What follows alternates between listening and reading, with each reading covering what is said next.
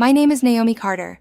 I'm 35 years old, and for 22 years my family called me a liar. They said I was unstable. They said grief had twisted my memory. They said I wanted attention.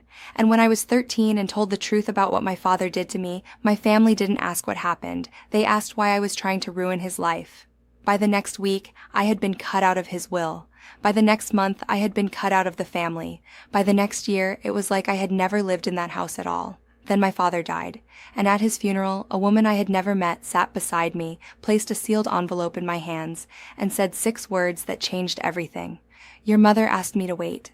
Inside that envelope was proof that my mother had known, proof that she had believed me, proof that while everyone else erased me, she had spent the last weeks of her life making sure I would one day get justice.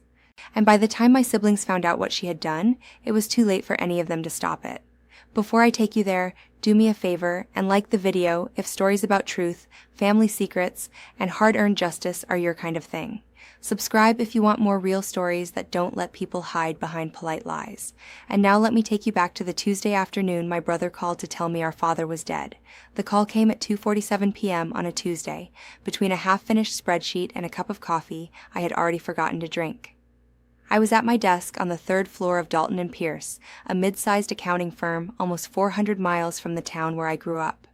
It was quarter end, which meant the office had that stale, fluorescent feeling of people being productive long after their bodies had given up on the day. My phone buzzed. Daniel, my oldest brother. We hadn't spoken in 3 years, and even that had only been a voicemail I never returned. I stared at the screen for a second longer than normal, then picked up. Hello? Dad's dead, he said. No greeting. No pause. No warning. Just that. I leaned back in my chair and waited for a feeling to arrive. Nothing did. Then, almost immediately, guilt came in behind the nothing. Not grief, not sorrow, just guilt that I wasn't grieving at all. Stroke this morning, Daniel added. Funeral's Saturday. The office around me kept moving, keyboards clicking, a printer humming somewhere down the hall, somebody laughing too loudly in the break room. It all felt indecently normal. You can come if you want, he said, if you want, like it was a backyard cookout, like I was some distant cousin getting the details as a formality. Okay, I said. He waited. Okay what? He asked. Okay, I heard you. He exhaled sharply, already irritated that I wasn't giving him what he wanted. Daniel had always treated silence like surrender. He never understood that silence is what people use when they've already said the most important thing in the room and been punished for it. He hung up without saying goodbye. I put my phone down and stared at the spreadsheet on my screen. Numbers. Clean, reliable, obedient things. Numbers do not gaslight you. Numbers do not rewrite history. Numbers do not look you in the eye and call your pain confusion. That night, I stood in my kitchen with the overhead light on and asked myself a question I couldn't stop asking. Why do I feel relieved? Not relieved that he died. Relieved that he could never hurt me again. Relieved that whatever power he still held in my body, in my memory, in the old animal part of my brain that still braced at certain tones of voice and certain footsteps, had finally been interrupted. There is a kind of grief people don't talk about. The grief of never having the parent you should have had. The grief of spending years waiting for remorse that never comes. The grief of realizing death did not take a loving father from you. It only took away the possibility that one might appear at the last minute and say, I'm sorry, I knew exactly what I did. I didn't know it then, but that phone call would be the smallest thing that happened to me all week. My apartment was quiet, 1 bedroom, neat counters, a shelf of books organized by subject and then height, because apparently trauma and accounting sometimes produce the same aesthetic. My cat Ledger, a gray tabby with 1 torn ear and the judgmental stare of a retired detective, was asleep on the radiator. I named her Ledger because I like records. Because records matter. Because what gets written down is harder to deny. I opened the bottom drawer of my dresser and pulled out an old photograph I had not looked at in years. My mother holding me beside a lake. I was maybe 3. She was smiling, but in that way adults smile when they are already carrying more than the people around them understand. I had not gone back to that town since I was 18. The last time I stood in that house, I had a backpack over one shoulder and a plastic grocery bag with the rest of my life in it. Nobody came to the door to watch me leave. Nobody asked where I was going. Nobody said, wait. But years ago, when I was still young enough to believe promises could protect you, I had made one to my mother. I promised I would not become what they said I was.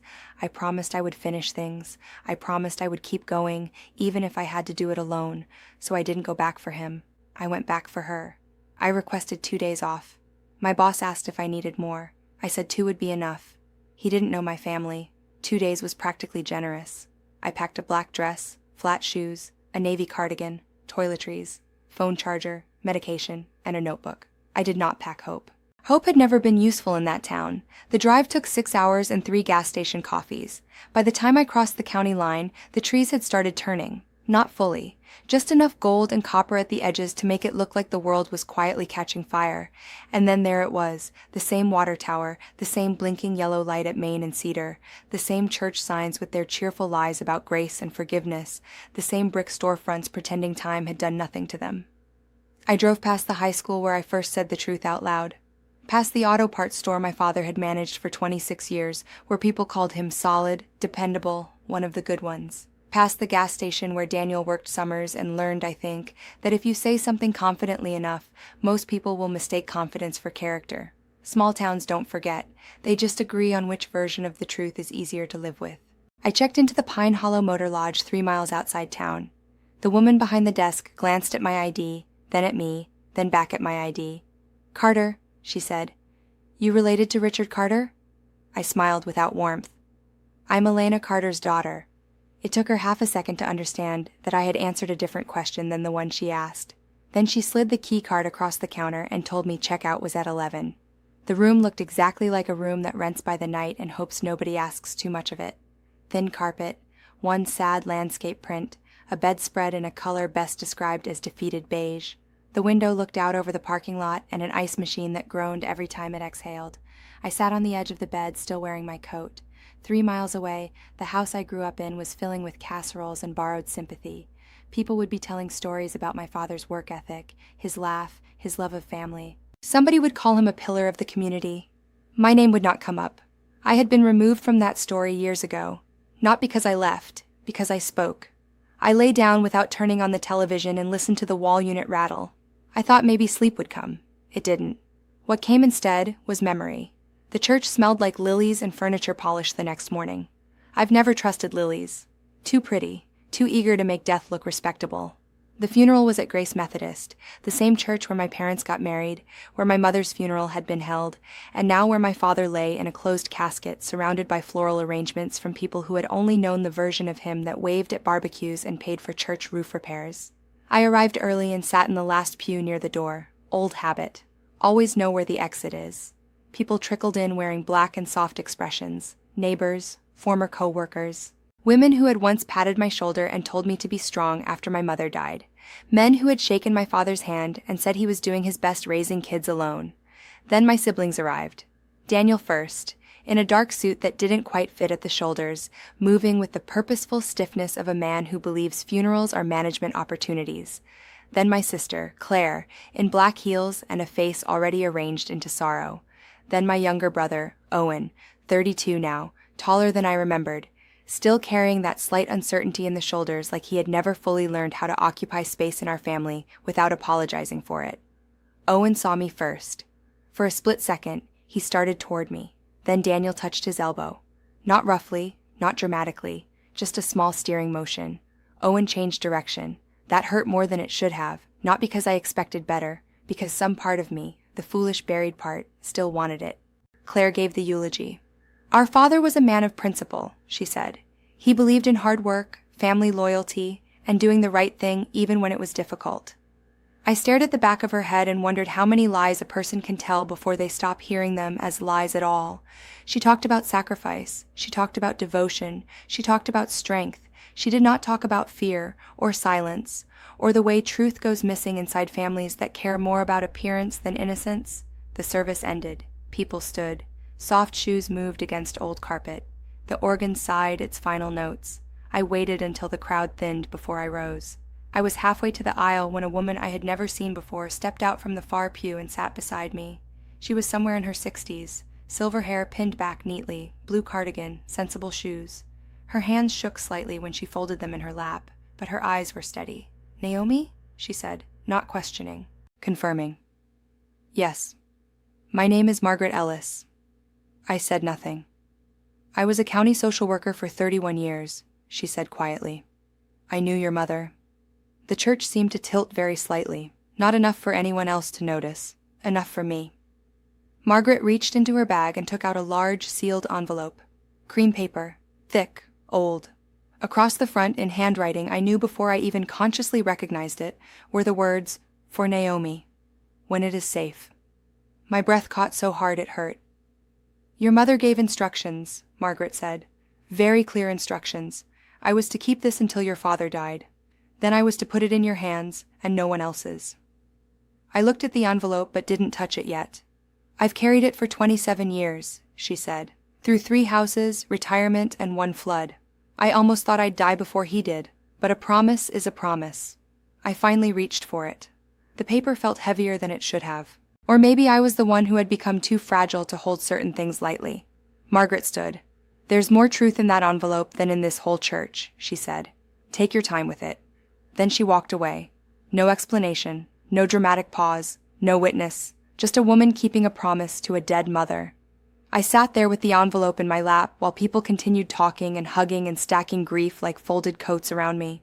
I didn't open it there. Some things are too sacred to be opened in a room full of people who helped bury you while you were still alive. I went to the wake because leaving immediately would have made me look dramatic. And families like mine are experts at using tone to avoid content. The house had been repainted, the shutters were new, but the front steps still dipped slightly on the left side, and the hallway still carried sound too well.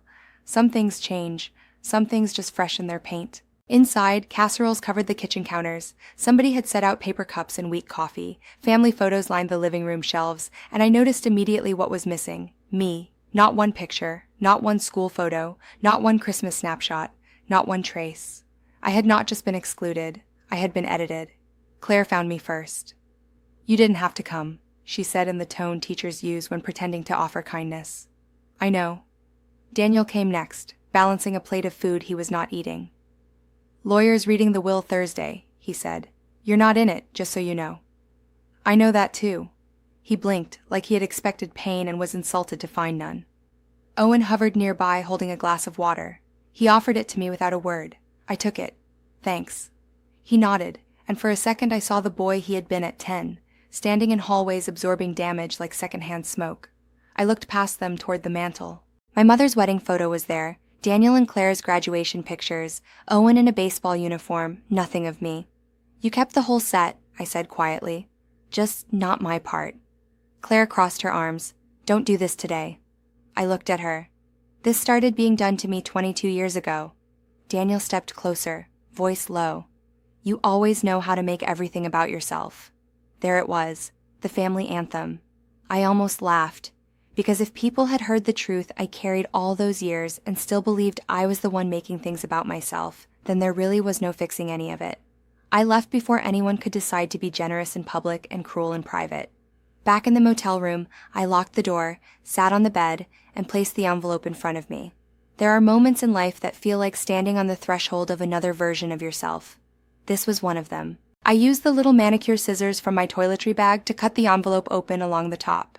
Inside were 3 things: a leather-bound journal, a certified legal document, and a letter from my mother to Margaret Ellis, notarized, dated 12 days before my mother died. My hands trembled before I even opened the journal. The first page was dated August 12, 1998. I don't have much time left. The doctor says weeks, maybe 2 months. I need to write this down because if I do not, they will tell her she imagined it. I stopped reading. My body had gone cold, not because I was surprised my mother had known. Some part of me had always believed she knew something. A mother knows when a child changes shape around fear. No, what chilled me was seeing it in ink. Written, recorded, undeniable. I turned the page. August 19th, 1998. Naomi no longer sits near him if she can help it. She still smiles when spoken to, but it is the smile of a child trying to disappear politely. I know that smile. I wore it myself at 14 in my own father's kitchen. I swallowed hard and kept going. September 1st, 1998. I met with an attorney in Edgewater today. I told Richard I wanted to place my inheritance beyond Richard Carter's reach.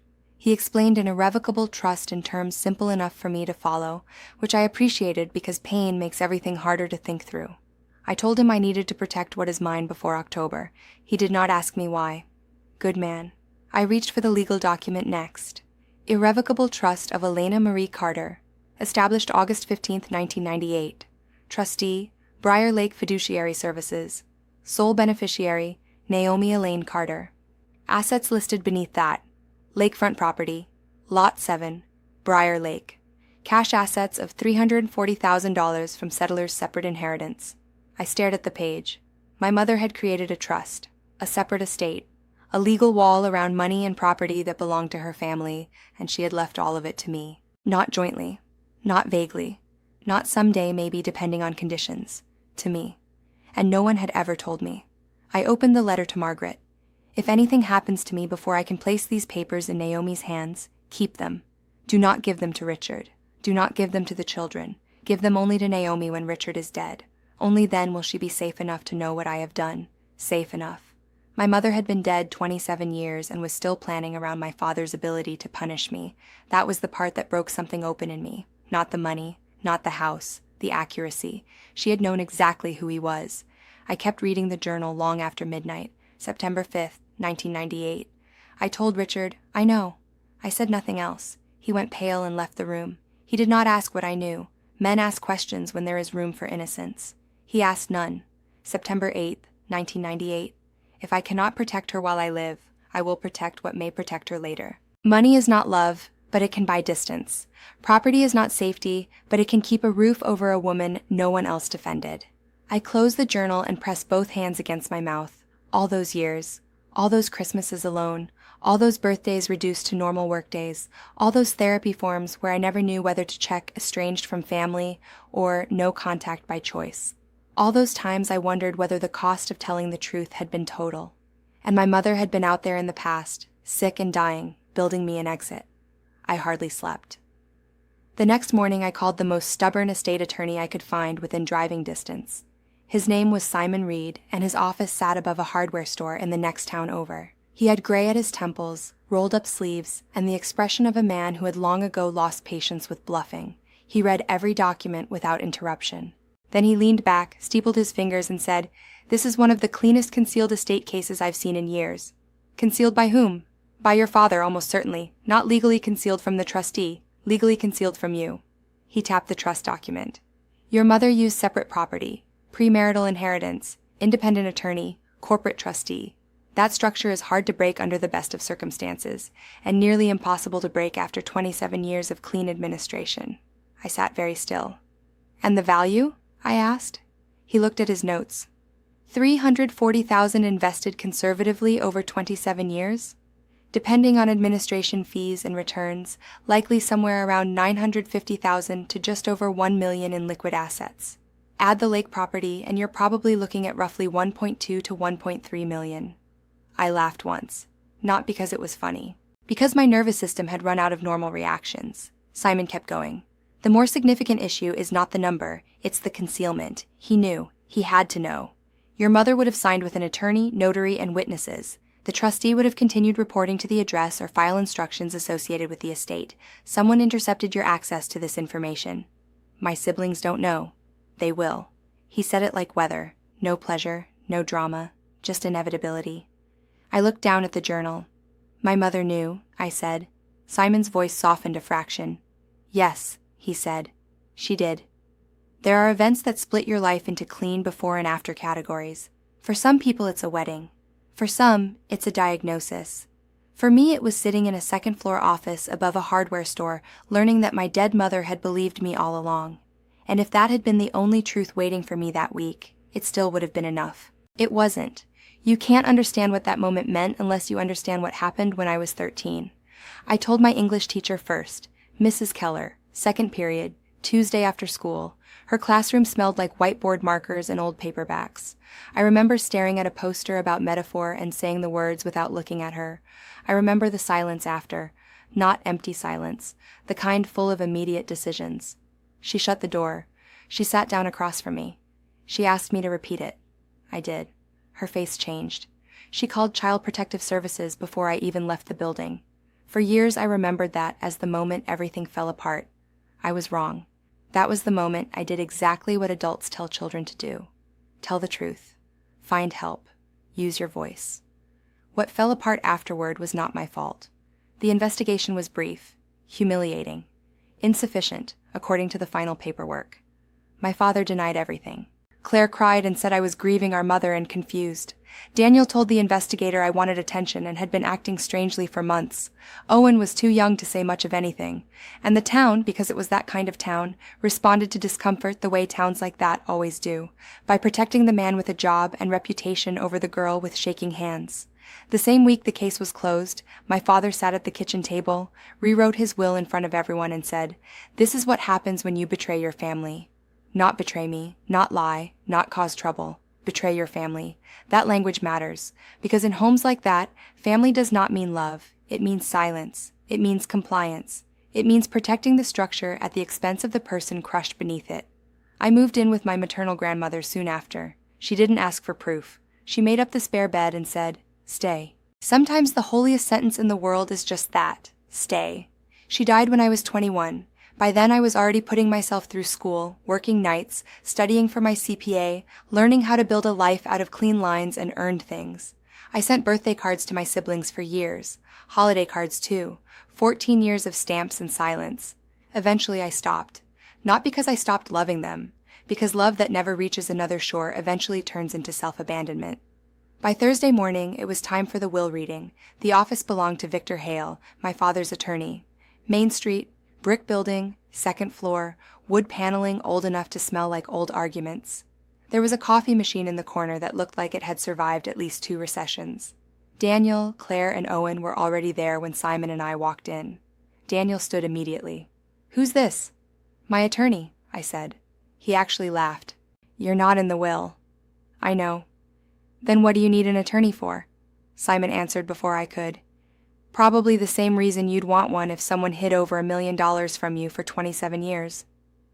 The room went still. Victor Hale looked up sharply. Daniel frowned. Claire's tissue paused halfway to her hand. "What?" she said. Victor began with my father's will anyway.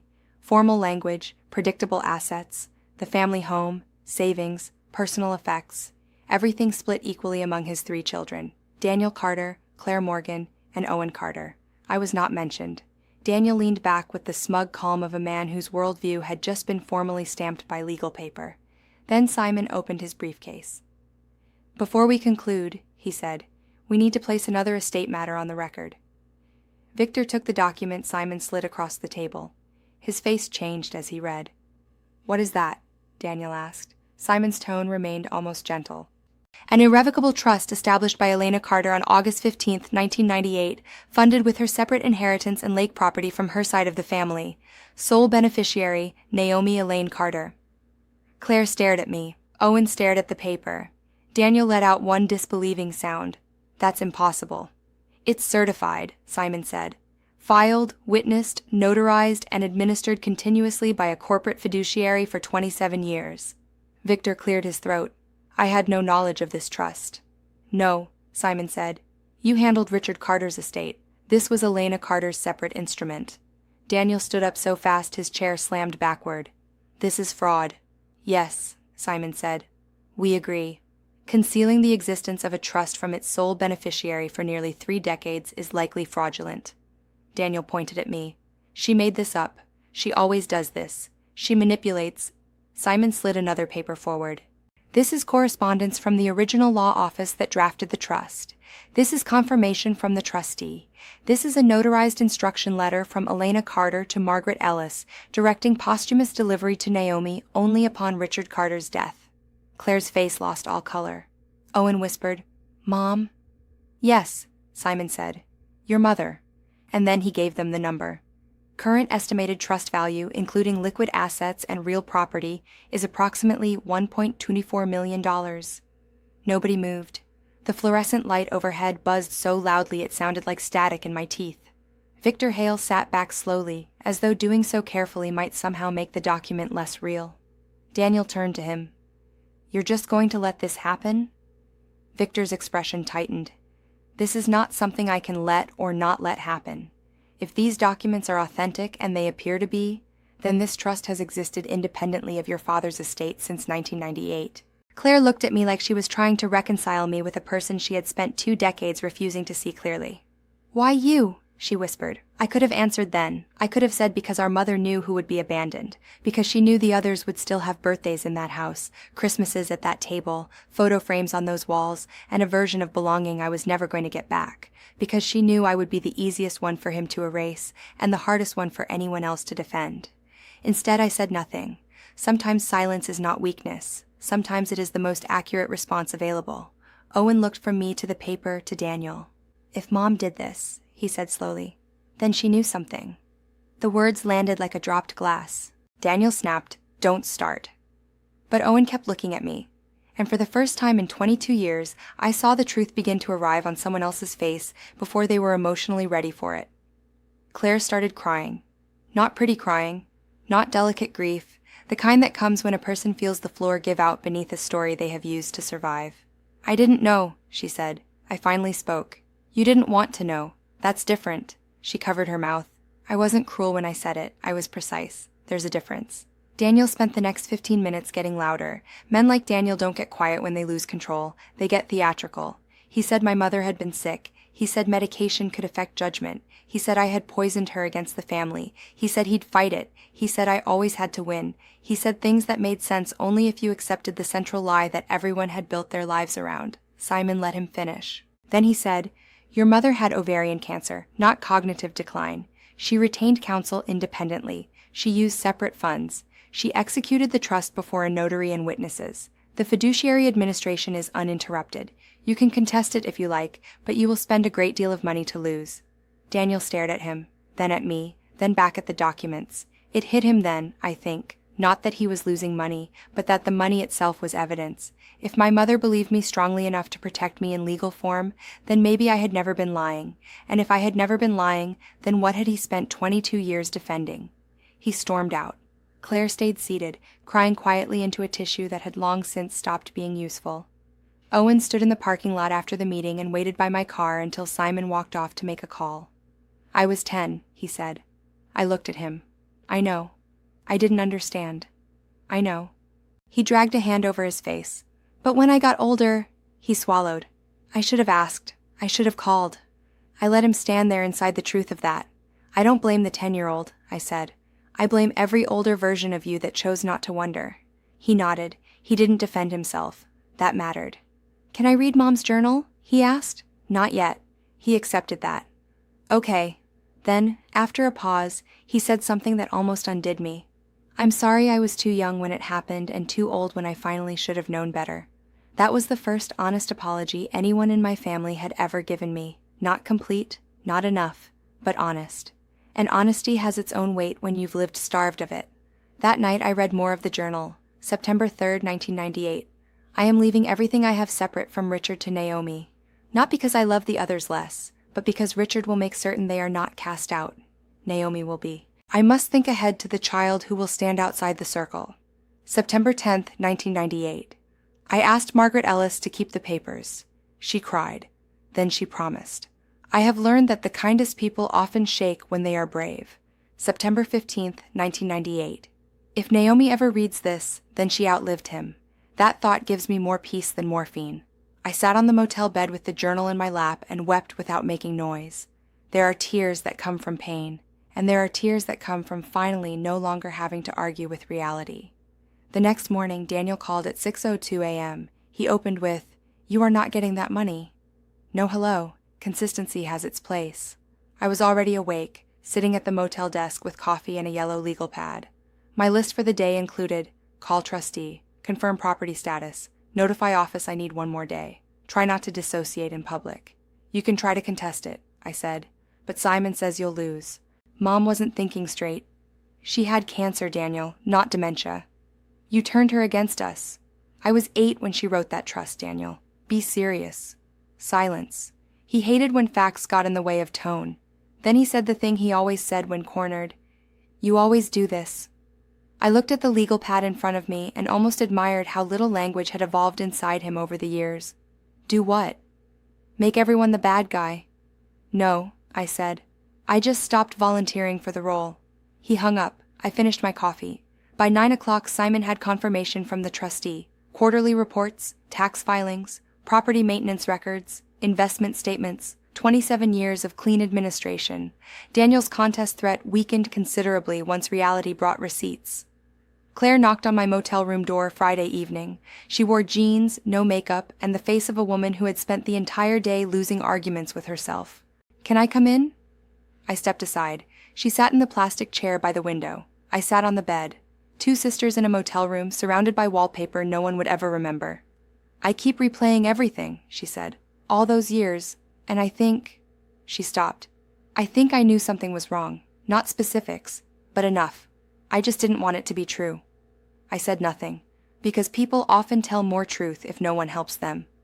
"I was 16, she said. "Mom was dead. Dad was all we had. Daniel kept saying you were confused, and She pressed her hands together. "If I had believed you, then everything would have changed, and I was afraid." "I was 13, I said. "Everything changed for me anyway." She closed her eyes. "I teach 7-year-olds, she whispered. "If one of them told me what you told us, I would protect them immediately, and I didn't protect my own sister." "No," I said. "You didn't." She cried quietly, not asking me to rescue her from the feeling. That mattered too. "I started telling myself a story," she said. "That you were angry, that grief had made you say things, that if I stayed close to Dad and Daniel, things would stabilize. I chose the version that required the least courage. There it was, not ignorance, convenience. I don't expect you to forgive me," she said. "Good." She nodded. We sat there in the hum of the old air conditioner, and for the first time in decades we were not acting out our assigned parts. She left without a hug. Some relationships do not heal in gestures. They heal in tolerated truth. Saturday morning I drove out to Briar Lake. Lot 7 sat at the end of a narrow road lined with birch and pine. The property manager, Doris, had left a key in a lockbox exactly where the trustee said it would be. The lake house was small, cedar siding, green trim, screened porch, a stone fireplace, 2 bedrooms and a kitchen that still had old brass handles from the 60s. The air inside smelled clean, closed up, and faintly like old wood warmed by sun. It did not feel abandoned. It felt preserved. As if my mother had reached forward through time and prepared a room where I could finally hear her without anyone interrupting. There were framed photographs on the mantel. My mother as a young woman on the porch. My grandmother in a sun hat, laughing. I stood very still in that room. Nobody in my father's house had kept my pictures on the wall. But here, in the place he had never touched, my mother still existed as herself. I took the journal out to the porch. The lake was dark green and still. The light was turning gold at the edges. Somewhere in the trees a bird called once and stopped. There was one final page I had been saving. I opened it. October 2nd, 1998. I have maybe 2 weeks. The pain has shape now. Naomi, if you are reading this, then he is gone and you survived him. I am sorry I did not leave sooner. I am sorry I did not stop it in time. But I need you to know this with all the force I have left. I believed you before you ever said a word. A mother knows when the light leaves her child's face. I saw it. I knew what changed you. I was afraid, and I was sick, and I failed you in the living world. So I am trying not to fail you in the one I am leaving. This is not about money. This is about proof. Proof that someone saw you. Proof that someone chose you. Naomi, I choose you. I choose you always. I could not see the page anymore. I folded forward over the journal and cried so hard my ribs hurt. Not graceful crying. Not quiet strength. Not healing in some soft cinematic way. I cried like a person whose body had finally received the message her mind had been denied for 22 years. You were seen. You were believed. You were not crazy. You were not alone. You were not the thing they said. The lake did not care how ugly grief looked. The trees did not avert their eyes. No one was there to call me dramatic. For once, pain was allowed to be pain and not evidence against me. When I could breathe again, I called Simon. I want to claim the trust, I said. All of it? Yes. He waited. And I want to donate $100,000 to a child advocacy organization. Rural counties, small towns, places where children get buried under community reputation. He was quiet for a second. That's a serious donation. It's not generosity, I said. It's a correction. By Monday, Daniel's lawyer had advised him not to contest. That was justice too, in its own unimpressive way. Not moral awakening, not public accountability. Just a man discovering the truth was too expensive to fight. I invited all 3 siblings to the lake house the following weekend. I didn't do it to reconcile. I did it because some truths deserved to be heard in the place they were protected for. Daniel came because he wanted to see the property. Claire came because guilt had finally grown stronger than avoidance. Owen came because, unlike the others, he was no longer pretending curiosity was betrayal. We stood in the living room together. Afternoon light came through the screen porch and stretched across the braided rug. Dust moved softly in the sun. The journal felt heavy in my hands. I didn't ask you here to punish you, I said. And I didn't ask you here for permission. I asked you here because you should hear what Mom wrote in her own words. Daniel leaned against the mantel. Claire sat rigidly on the old couch. Owen stood near the window, hands in his pockets. I'm not reading you all of it, I said. Most of it is between her and me, but I am reading you the last page. Nobody stopped me. I read every word, not quickly, not theatrically, just clearly. I read my mother's apology, her fear, her certainty, her choice. When I finished, silence settled over the room like weather finally arriving. Claire was crying openly. Owen wiped his face and did not bother hiding it. Daniel stared at the floor. After a long time, he asked very quietly, "Did she say anything about us?" I closed the journal. "She loved you," I said. "Every page makes that clear. But love and trust are not always distributed equally by circumstance. She knew who was going to be protected, and she knew who wasn't." He nodded once. I don't know if that was understanding. I don't know if it was defeat. Sometimes the two look almost identical. Claire stood first. "I should have come to you years ago," she said. "Yes." She cried harder at that, maybe because I didn't soften it. "I started therapy," she said. "I know that doesn't fix anything. I just thought, you should know." I believed her. Not because therapy makes people good, because she finally sounded more interested in truth than image. Owen stepped closer. "When you're ready," he said. "I'd still like to read the journal."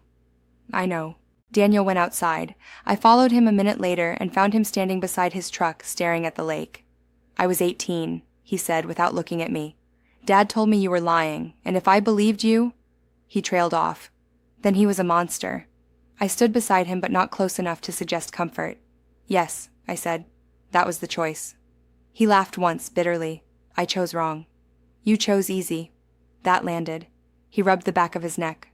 "I'm sorry." I let the words sit there. Sorry is an interesting word. Sometimes it is a bridge. Sometimes it is a broom people use to sweep away consequences. Finally, I said, "You didn't just fail to believe me. You made sure other people wouldn't either." His face tightened. "I know. For 22 years. I know." And this time, for the first time, I believed that he actually did know. Not enough to undo it, not enough to redeem it, but enough to finally feel the size of what he had done. "I don't forgive you," I said. He nodded. "I know. But I heard you." He looked at me then, eyes red, not crying, just hollowed out by contact with reality. It wasn't reconciliation, it was accounting. And sometimes that is the first honest thing a family has done in years. The paperwork took 2 weeks. Liquid assets after fees, $985,000. Lake house appraised at $283,000. Total value, a little over $1,026 million. My father's estate, house, savings, everything he left, came out to roughly $140,000 each for Daniel, Claire, and Owen. He left them inheritance. My mother left me vindication. I knew which was worth more. At Simon's office, I signed the donation papers for the Bryan County Child Advocacy Center, $100,000, enough to fund counseling, outreach, and emergency advocacy services in 3 counties where children often learn very early that the fastest way to be disbelieved is to accuse someone respectable. Simon watched me sign. "That's meaningful," he said. I shook my head. "It's overdue." Word spread through town the way it always does. Quietly first, then with appetite. "Did you hear? Apparently Elena left Naomi a trust. Apparently the girl they said lied wasn't lying. Apparently Richard knew. Apparently everyone knew more than they admitted. I did not correct anyone. I did not explain. I did not defend my version. Truth does not always need a spokesperson. Sometimes it only needs a crack in the wall. Before I left town, I visited my mother's grave. The stone was simple. Elena Marie Carter, beloved mother. My father had chosen the engraving. Beloved mother. Funny how even bad men sometimes accidentally tell the truth. I brought grocery store daisies because they were her favorite, and because grief does not care about elegance when love is real. I sat on the grass beside the stone for almost an hour. I didn't say much. I didn't have to. She had already said everything. On my way out of town, I drove past the family house one last time. Daniel was in the yard mowing. He saw my car, I saw him. Neither of us waved, but there was something different in the way he looked at me. Not affection, not absolution. Recognition. The drive home felt nothing like the drive there.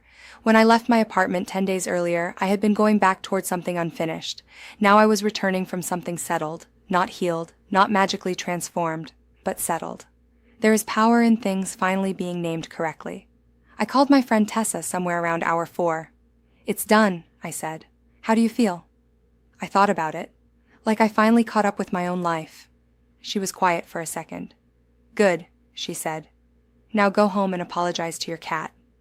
Ledger was waiting on the kitchen table when I got back, looking insulted by my absence and morally opposed to being fed by anyone else. "I'm home," I told her. She blinked once, slow and unimpressed.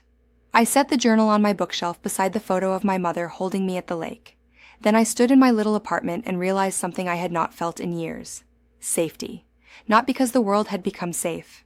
Because the lie had lost its authority over my body. A few weeks later, I called a therapist. Not the one I had almost called 100 times before. A new one.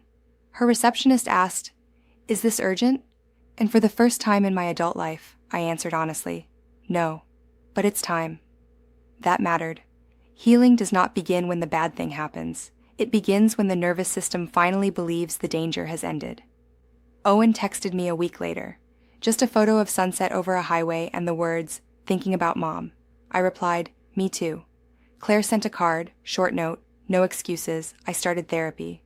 I'm trying not to be the person silence turned me into. I didn't respond immediately, but I kept the card. Daniel sent nothing. Oddly, that felt respectful. I wrote Margaret Ellis a letter by hand, not email, not text, ink. "Dear Margaret, most people do not keep promises for 27 days, much less 27 years. You carried something for my mother that must have felt heavy in every season of your life. You protected the truth until it could safely reach me. I want you to know it mattered. All of it mattered. The envelope, the journal, the proof, the fact that my mother trusted you and was right to do so. I am restoring the lake house. I am planting daisies there in the spring. And if you allow me, I would like to put your name on a dedication plaque for the donation made in my mother's honor. Thank you for keeping faith when faith asked so much of you.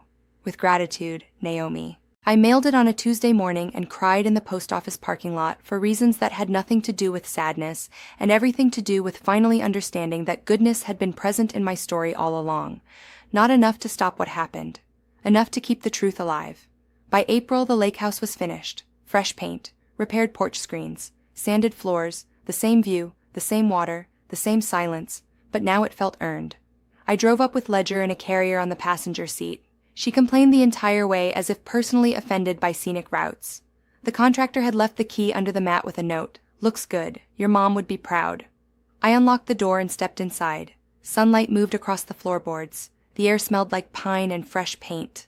Ledger escaped her carrier, inspected the room, and within minutes claimed a chair near the porch as if she had financed the renovation herself. I made coffee in the kitchen and carried it outside. The lake was still. The birches were green again. Somewhere far off, a loon called.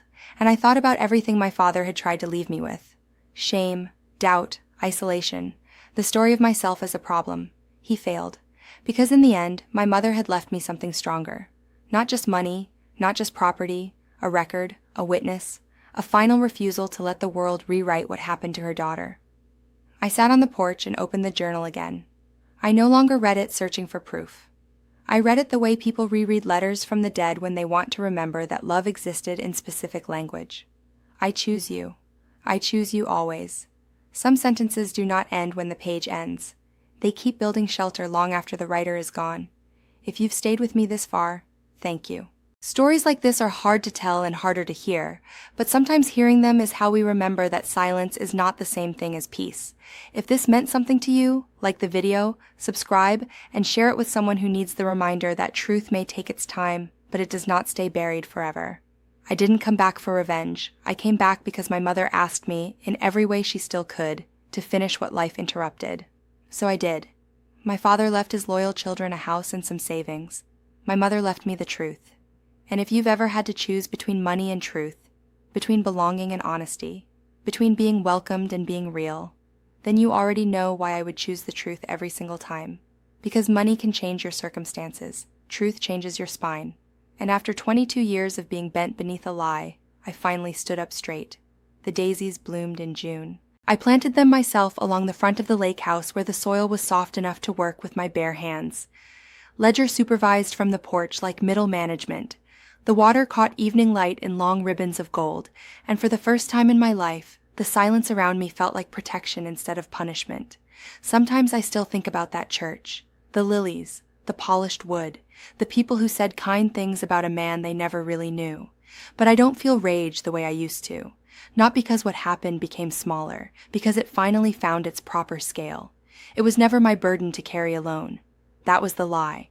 And once a lie loses its position at the center of your life, everything around it has to rearrange. Even family, even memory, even home.